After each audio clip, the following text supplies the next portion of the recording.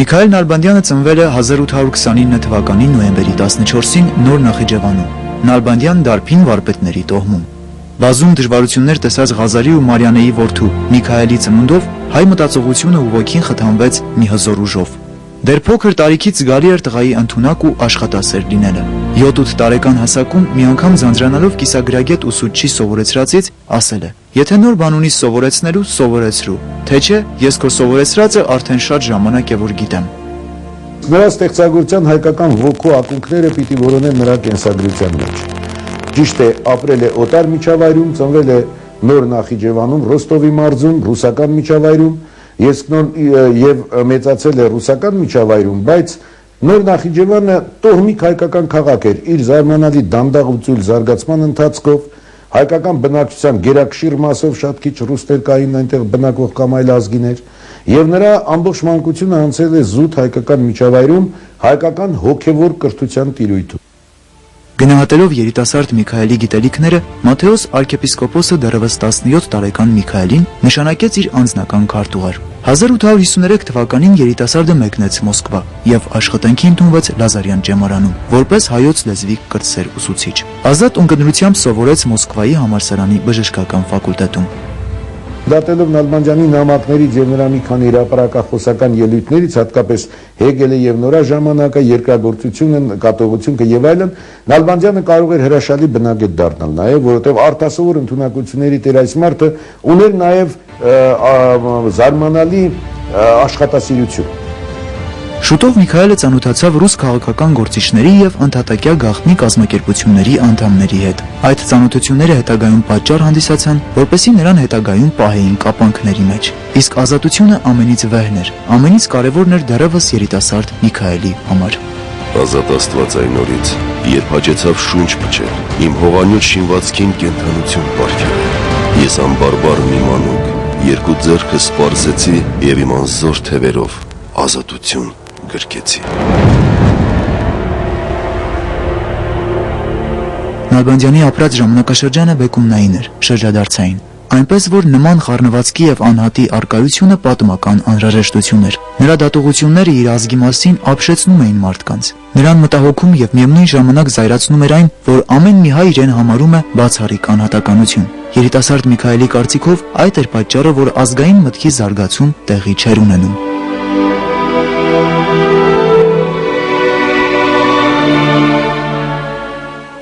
Ասում էր, որ մինչև մենք կարթնանանք մեր մահանման քնից, լուսինը անդնդասույս կանցնի հորիզոնի ետևը։ Այսինքն նոր ժամանակներում պետք է սթափություն, պետք է արթնացում, որպեսզի հայ ժողովուրդը կարողանա թոթափել օտար նվաճողների դարավոր լուծը եւ վերստեղծի իր կորցրած պետականությունը։ Սա շատ կարևոր գաղափար է, որ պետք է առանձնացնել Միքայել Նալբանդյանի արդեն աֆորիզմի ուժ ստացած մյուս բոլոր բանաձևումներից։ Մեր ազգի խոցերը եւ հիվանդությունները մեզ շատ լավ հայտնի է, բայց ինքն ազգը չի կամենալ խոստովանել դրանք։ Ազգը կփախչի յուր բժշկից։ Ինչու ենք մենք այդքան սիրում քողարկել մեր վերքերը, որոնք այսքան երկար ու ձիգ տարիներ բժիշկների աչքից վրիպելով այժմ կարիք ունեն վիրահատական միջամտության։ Մեր կողմից քարոզվող ճշմարտությունը գուցե տանջում է ազգի սիրտը, բայց դանակը միակ միջոցն է թարախակալված եւ վարակիչ խոցը առողջ մարմնից ազատելու համար։ 1850-ական թվականների կեսերից Նալբանդյանը պայքար է ծավալում գրաբարի կողմնակիցների դեմ, հօգուտ աշխարհաբարի։ 1858 թվականից նա աշխատակցում է Հյուսիսափայլ ամսագրին, տպագրելով հիշատակարան, մեռելահարցուկ, ազատություն, մանկության օրեր, Ապոլոնին եւ այլ ստեղծագործությունները։ Երբ 1858 թվականին հիմնադրվեց Հյուսիսափայլ պարբերականը Ստեփանոս Նազարյանցի ջանքերով, Նալբանդյանը եղավ այդ պարբերականի հիմնական աշխատակիցներից մեկը։ Ես չեմ մոռանում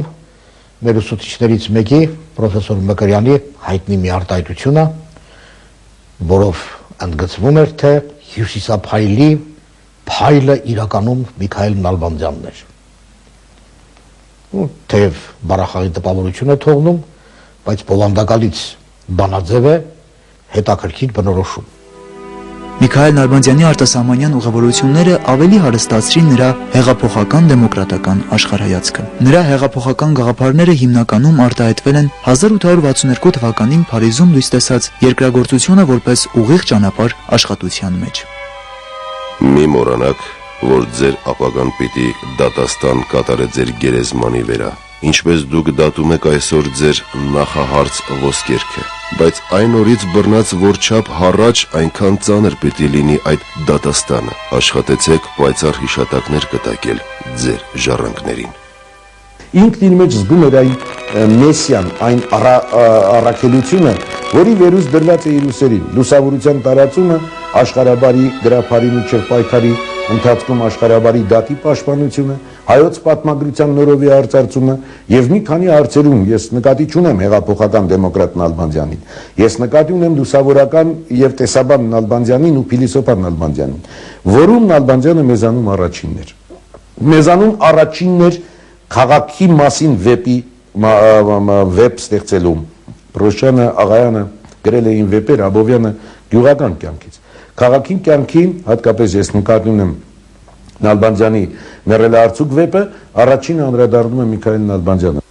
1857 թվականին Միքայելը հանդիպում է Ռուսաստանի փոքր թատրոնի դերասանուհի Մարիա Պանովային։ Նրանց միջև սկիզբ առած մտերմությունը վերածեց գեղեցիկ սիրո, որն ավաղ երկար չտևեց։ Միքայելը Մոսկվայից մեկնեց արտասահման, խուսափելով քաղաքական հետապնդումներից։ Նալբանդյանը Եվրոպայում լինելուց հետո մի շատ կարևոր եզրահանգման եկավ. եվրոպացիները մեր կարիքը չունեն։ Նա համոզված էր, որ ազգը հաղթում եւ զարգացում է ապրում, երբ հույսը դնում է իր ուժերի, իր իմացության վրա։ Գիտակցենք մեր շահը, հավատալով սեփական ուժերին։ Եվրոպան Միքայել Նալբանդյանի վրա մեծ ազդեցություն գործեց ոչ միայն հեղափոխական գաղափարախոսության առումով։ Վենետիկում երիտասարդ Միքայելը սիրահարվեց մի իտալուհու, ում անունը մինչ օրս էլ անհայտ է մեզ։ Ավաղ այս դեպքում էլ մեծ սերը պիտի զոհաբերվեր անանձնական կյանքին, իսկ իտալուհին, ով այնքան գերել էր մեծ հայրենասերին, ստիպված պիտի լիներ ամիսներ անց հետևյալ նամակը գրել իր սիրեցյալին. Եղբայրիմ, մի ամիս է արդեն, որ զուրկ եմ քո մխիթարական նամակներից, որոնք միակ սփոփանքն են կազմում առօրյա վշտերիս։ Շարունակ անհանգստանում եմ քո եւ սիրեցյալների առողջության մասին, եւ հետո ինձ թվում է քո խոսքերից, թե թշնամիները չեն դադարել քեզ հալածել։ Այդ բանն ինձ անասելիորեն անհանգստացնում է։ Դու կարող ես այժմ երևակայությամբ տեսնել քո քրոջը, տեսնել քո քրոջն իր արվեստանոցում, ուր այցի եկած է իր եւ հույս ունենք, որ նորից կգաս տեսնելու։ Ես գիտեմ անձնատուր լինելով ցնորքների, կարծել, թե ներս մտնողը եղբայրս է։ Օ, ինչ խորն ես դրոշված դու իմ սրտիս ու մտքիս մեջ, ինչպես պարզ եմ տեսնում քեզ։ Երջանիկ օրեր, որ այլևս երբեք չեն վերադառնալու, ինչ շուտ անցան։ Հրաժեշտի թախծալի օրը դու լրիվ վստահ էիր քո վերադարձի վրա, բայց ես նախատեսելով անհուն դժվարություններ, այդպես էլ ենթադրում էի, թե մենք այլևս երբեք իրար հանդիպելու չենք այս աշխարհում։ Ինչ դաժան կյանք, մինչդեռ աշխարհում կան երջանիկ մարդիկ, Աստծո հոգով հրաժեշտ։ Եվ երբ որ նրա ժամանակակիցները խոսում էին լուսավորության մասին, Նալբանդյանը հակադրվում է նրանց ասելով, թե չի կարող լուսավորություն լինել այնտեղ, որտեղ մարդը նախ եւ առաջ մտածում է մի կտոր հացի մասին։ Նախ եւ առաջ, ուրեմն պետք է լուծել այդ մի կտոր հացի խնդիրը։ Իսկ որպեսզի հացի խնդիրը լուծվի, դրա համար Նալբանդյանի համոզմամբ հողը պետք է բաժանել գյուղացիությանը։ Գյուղացին պետք է հող ունենա, որ կարողանա բարիքներ արտադրել եւ բարելավել իր տնտեսական դրությունը։ Իսկ որպեսզի հողը գյուղացուն տրվի, դրա համար պետք են արմատական միջոցներ։ Այս պատճառով էլ Նալբանդյանը ռուս 60-ականների նման դառնում է գյուղացիական հեղափոխության քարոզիչ։ Միքայել Նալբանդյանը Մայնի Ֆրանկֆուրտում էր, երբ գրեց «Իտալացի աղջկա» երգը բանաստեղծությունը, որը հետագայում մասնակի փոփոխություններով պետք է դառնար Հայաստանի առաջին եւ երրորդ հանրապետությունների օրներգը։ Մասնավորապես մեր հայրենիք թշվառ անտեր բառերը փոխարինվեցին մեր հայրենիք ազատ անկախ բառերով։ Ազատություն ու անկախություն, որոնց մասին երազում էր Նալբանդյանը։ Սակայն սխալ կլինի ասելը, որ բացարձում նա պարում էր։ Պոլսում անգամ գաղտնի կազմակերպություն հիմնեց, պայքարի կազմակերպություն, որը խնդիր ուներ պայքարելու ոչ միայն խոսքով եւ գրչով, այլև զենքով եւ արյունով։ Ամենայնտեղ մահը մի է, մարդ մի անգամ պիտ մեռնե, բայց երանի, որ յուր ազգի ազատության կզոհվի։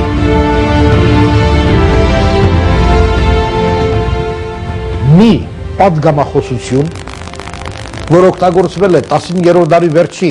20-րդ դարասկզբի եւ մինչեւ անգամ Արցախյան ազատամարտի օրերին, դա բանաստեղծական մի հրաշակերտ է, մի կոչ, մի կարգախոս, որ ծերերը հիշում են նախորդ դարերի ազատագրական պայքարի մարտիկները, մասնակիցները հիշում էին, որ նալբանդյանական այդ բանաստեղծական տունը երգվում էր ազատագրական պայքարի բոլոր երգերի վերջում։ Օրինակ ասենք, դարձյալ փայլեց Սասնո գլխին ազատության դրոշակ։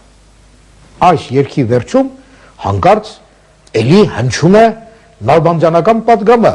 ամենայն տեղ մահը մի է, մարդ մեկ անգամ պիտ մեռնի, բայց երանի, ով յուր ազգի ազատության կզոհվի։ Տեսեք ինչ պատգամ է սա։ Չմարող, չխամրող, միշտ արդիական, միշտ իր դաստիարակչական լիցքերը պահող, հայ մարդու ազգային արձանապատվությունը անընդհատ վերարծարծող, հրահարող, թարմացնող, այսպիսի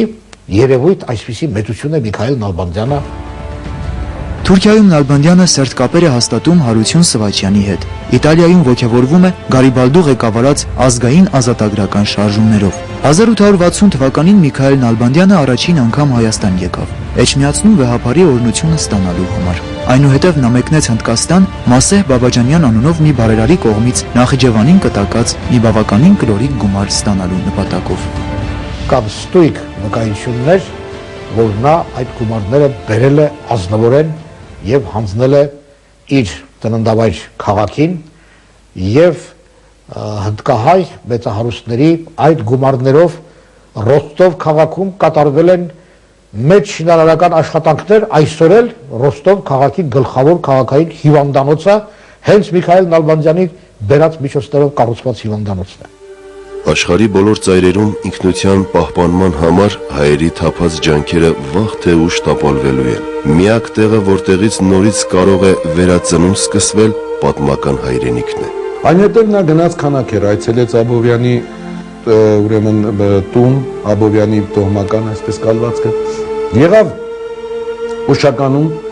ականատես եղավ Մողնու ուխտին եւ գրեց իր ամենամռայլ տողերը Արարատյան դաշտի ժողովրդի մասին, որտեղ ապրում էր Արարատյան դաշտի ժողովրդի ամբողջ խեղճությունը, տառապանքը, աղքատությունը, դժվարությունը, նկատողություն կոմելը խոսում այդ մասին։ Միքայել Նալբանդյանի կարճատև կյանքը անվերապահ նվիրում էր հայ ժողովրդին, սակայն հենց իր հայրենակիցների կողմից էլ ենթարկվեց հալածանքների։ Ժամանակներն էին ուրիշ, երբ միջակությունները աշխարհիկ եւ հոգեվոր սուտ էլիտան քարկոծում էին առողջ մտածողություն ունեցող տաղանդավոր անհատներին։ Ահա թե ինչ ենք կարդում 1859 թվականի ապրիլի 23-ին Փարիզից Գրիգոր Սալթիկյանին գրած նամակում։ Աղաչում եմ եղբայր, չմոռանալ ինձ այս օտարության մեջ, չմոռանալ, որ ես այս բոլորը քաշում եմ ազգի համար, մեր դժոխքի սպասավոր ճիզվիտ հոգևորականներիս, որոնց վերջին ջանքն է ազգը կուրացնելով վայելել նորաբարիքը։ Ես գիշեր-ցերեկ մտածում եմ ձեր բոլորի վերա եւ մեր ողբալի ազգի խղճի վիճակի վերա։ Աստված տար, որ ես գերեզման չմտած տեսնեի մեր ազգի դրության բարվոքվիլը եւ հոգևորականների բարբարոսություններից ազատությունը։ Աղաչում եմ Աստվածը օգնել ձեզ, օգնել ինձ, բանդախտականիս։ Մնաք բարյավ, Աստված թող ձեր հետ լինի միշտ։ Ձեր անխարդախ, բարյացակամ եւ հարազատ եղբայր Միքայել Նալբանդյան։ Նալբանդյանը մեծ ջանք էր գործադրում փոխելու ստրկամիտ, թրքամիտ եւ ռուսամիտ հայության մտածողությունը։ Նրան շատ քչերը հասկացան, նրա տենչած ազատությունը հասու էր շատ քչերին։ Մենք ազատակամ նվիրեցինք մեզ հասարակ ժողովրդի իրավունքը պաշտպանելուն։ Մեր անձը եւ գրիչը չնվիրեցինք հարուստներին։ Նոքա յուրանց արծաթի թմբերին տակ միշտ անխոցելի են նաեւ բռնակալների իշխանության մեջ։ Հայոց ազգը պիտի յուր գոյությունը պահպանը յուր եկեղեցվո միջնորդությամբ եւ մեր ազգի բարոյապես ամրանալու համար հարկավոր է կարդալ Սուրբ Գիրքը, նոր կտակարանը։ Ներկա օրերում այլին սև քնար սուրը հարկավոր կտրիճի ձեռքին, արյուն ու կրակ թշնամու վերա, այս պիտի լինի խորհուրդ մեր կյանքին։ Ուրեմն նոր ժամանակներում, 50-ական թվականների վերջերին, 60-ականների սկզբներին, Նալբանդյանը սա էր համարում օրվա խորհուրդը, եւ ազգության պահպանության գլխավոր գաղափարը շահկապում էր անպայման նաեւ ազգային ազնագրական պայքարի հետ։ Սիրելի եւ հոգեկից եղբայրիմ Գրիգոր Կարապետյան, գրում ես, թե իմանալով իմ դրությունը ցավել եք եւ մի փոքր բարկացել եք։ Ցավացներուդ համար անչափ շնորհակալ եմ եւ հավատում եմ, որ պիտի ցավեիք, բայց եղբայր, ինչու եք բարկանում իմ վերա։ Ինչ եմ արել ես, եթե հառաջ չեմ հայտնել իմ վիճակի մասին, ինչ հայտնեի։ Ես ինքս զզված եմ իմ դրությունից, ուրեմն ինչ ուրիշներին եւս զզվանք եւ ձանձրություն պատճառեմ։ Դուք լավ գիտեք, որ միմիայն վերջին աստիճանի նեղությունը կարող է ինձ բերան բանալ տալ։ Բժշկությունը ինձ ոչ թե միայն ատելի չէ, այլև դրանից ավելի սիրելի բան չունիմ, սակայն համաձայնիր ինքդ, որ հնար չունեի շարունակել, ինչ անեի, որ քարին տայի գլուխս, մտածիր ինքդ ու հետո դատապարտիր։ Քո հարազատ եղբայր Միքայել Նալբանդյան։ Ըստ էության Նալբանդյանի կյանքի ուսումնասիրությունը ցույց է տալիս, որ Նալբանդյանը շատ քիչ է քնել, շատ քիչ է հանգստացել, անկամ հիվանդության օրերին, երբ մահը չոքել էր նրա դռանը եւ ինքը լավագույնս էր գիտակցում, որ այնուամենայնիվ ինքը դատապարտված է մահվան, շարունակում էր աշխատել։ Հենց առաջ անցնելով ասեմ, որ Պետրոպավլովյան ամրոցում նստած տարիներին 1864 թվականին, երբ թոքախտը պարզապես քրքրում էր նրա մարմինը եւ ոչնչացնում էր ֆիզիկապես, Միքայել Նալբանդյանը եղբորը նամակ էր գրում, ուղարկեցեք գրքեր, գրքեր, գրքեր։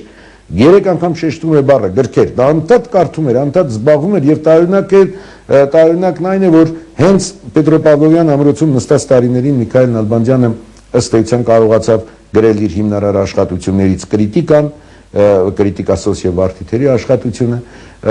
գրեց ուրեմն Մերելարցուկի ծանոթագրությունները, որոնք տպագրվեցին հետագայում եւ բազմաթիվ այլ աշխատություններ։ 1862 թվականի հուլիսի 7-ին Միքայել Նալբանդյանը ձերբակալվում է եւ տեղափոխվում Պետրոպավլովյան ամրոց, որտեղ մնում է մինչեւ 1865 թվականը։ Այնտեղ գրում է Հեգելը եւ նրա ժամանակը, Կրիտիկա սոսիալ վարդիթերի եւ այլ գործեր։ Եթե տեսնում եք, որ ճշմարտությունը զիջում է իր տեղը ստին, չմտածեք, որ այդպես է լինում միշտ։ Ոչ, թող ճշմարտությունը պարտություն կրի, բայց հաջորդ իսկ վարքյանին նրա ճաճանճները առավել վառ կշողան։ Ճշմարտության պսակը երբեք չի թորշնում, բայց մի հանգամանք կա։ Ոմանց ճշմարտությունը հայտնվում է շուտ, մյուսներին ուշ, հաճախ էլ մահից հետո։ Բայց չի եղել այնպես, որ ճշմարտությունը ընդհանրապես չբացահայտվի։ Ոչ երկրի վրա, ոչ դժոխքում չկա մի ուժ, որ կարողանա ոչնչացնել ճշմարտությունը։ Չկա նաև ճշմարտություն, որ բազմաթիվ թշնամիներ չունենա, բայց ինչ էլ որ լինի, ի վերջո հաղթում է ճշմարտությունը։ Պետրոպավլովյան ամրոցում գտնված տարիներին էլ Նալբանդյանը ստեղծագործել է, հանգիստ չի մնացել եւ գրել է ինչպես է կարողացել իր գրությունները դուրս ուղարկել։ Գտել է երևի թե բոլոր կալանավորներին հայտնի եւ հսկիչներին անհայտ եղանակներով։ Օրինակ իրեն հատկացված կաթը օգտագործել է որպես գրելու միջոց կաթով, երբ որ գրում են սպիտակ թղթի վրա, առաջին հայացքից ոչինչ չի երևում, բայց հետո երբ որ տեղի ունենում գունափոխություն, ընթերնելի են դառնում սպիտակ թղթի վրա բոլոր գրածները։ Այդպես է գրել Միքայել Նալբանդյանը Պետրոպավլովյան ամրոցում իր ստեղծագործությունների մի զգալի մասը, հատկապես նրանք, որոնք կարծում էր, թե գրաքննությունը պիտի արգելի եւ թույլ չտա, որպեսզի դրանք ընկնեն ժողովրդի ձեռքը։ 1865 թվականին Նալբանդյանն աքսորվում է Սարատովի նահանգի Կամիշին քաղաքը եւ այնտեղ էլ վախճանվում 1866 թվականի ապրիլի 12-ին։ Հետագայում մեծանուն գրող Ավետիք Իսահակյանը պետք է գրեր. Միքայել Նալբանդյանի անունը մենք արտասանում էինք սրբազան պատկարանքով։ Նա մեր նոր կյանքի քաջարի ասպետն էր, որի հոգին վաղ հասակում պաշարեց գիտությունը, իր ծանր հայացքով աշխարհի վրա եւ ազգի դառն վիճակի գիտակցությունը ծանրացավ նրա սրտին։